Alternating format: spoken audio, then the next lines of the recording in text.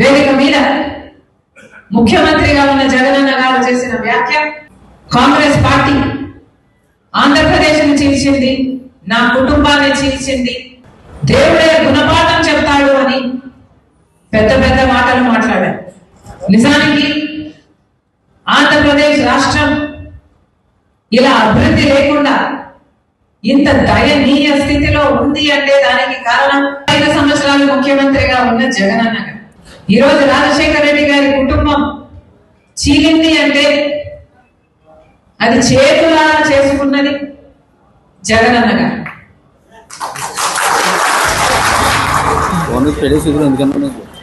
దీనికి సాక్ష్యం దీనికి సాక్ష్యం నా తల్లి విజయమ్మ రాజశేఖర రెడ్డి గారి భార్య.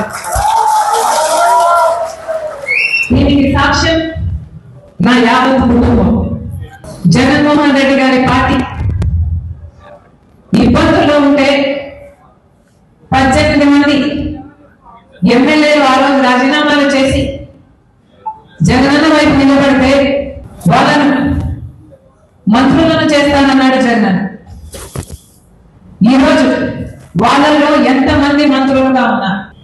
వాళ్ళు రాజీనామాలు చేస్తే అమ్మా నేను వాళ్ళ కోసం తిరిగాను, వాళ్ళ గెలుపుకు పాటుపడ్డారు, వాళ్ళను గెలిపించారు.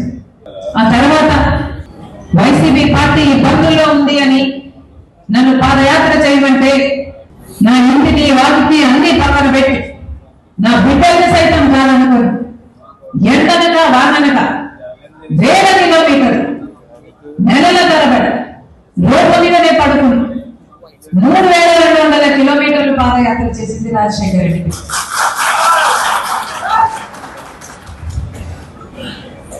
ఆ తర్వాత సమైక్య ఆంధ్ర కోసం యాత్ర చేయమని అడిగితే మన ప్రజల బాధ కోసం కదా అని ఆ యాత్ర కూడా చేశారు.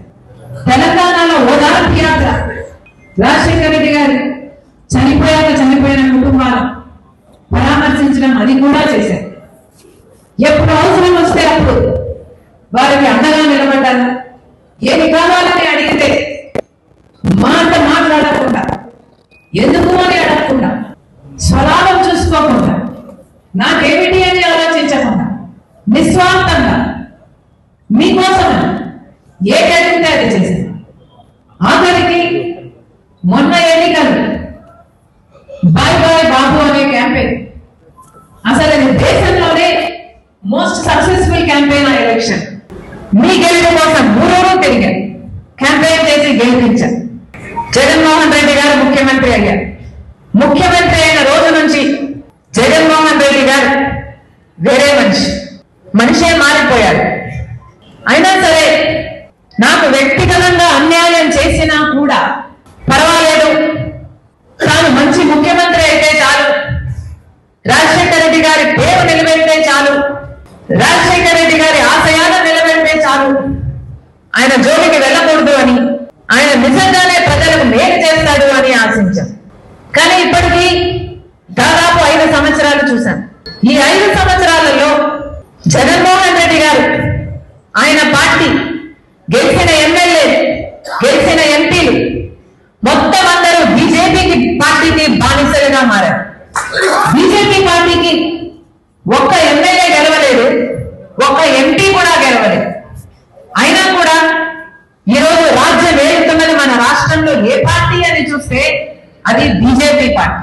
కారణం జగన్మోహన్ రెడ్డి గారు మొత్తం తన పార్టీనే కాదు రాష్ట్రాన్ని కూడా బీజేపీ పార్టీకి బానిసలుగా చేశారు. జగనన్న గారు ప్రతిపక్ష నాయకుడిగా ఉన్నారు. ప్రతిరోజు స్పెషల్ స్టేటస్ కోసం ఉద్యమించారు. ప్రతిరోజు స్పెషల్ స్టేటస్ ఏమైంది అని చంద్రబాబు గారిని నిలదీశారు. ఎన్నో నిరాహార దీక్షలు కూడా చేశారు. ఆ రోజు జగనన్న చెప్పిన మాట, ముక్కుమ్మడిగా రాజీనామాలు చేద్దాం, ఎంపీలందరూ రాజీనామాలు చేద్దాం, స్పెషల్ స్టేటస్ ఎందుకు రాదో చూద్దాం, బీజేపీ ప్రభుత్వం స్పెషల్ స్టేటస్ ఎందుకు ఇవ్వాలో చూద్దాం అని టీడీపీకి సవాలు విసిరారు. ఆ తర్వాత జగనన్న గారు ముఖ్యమంత్రి అయ్యారు.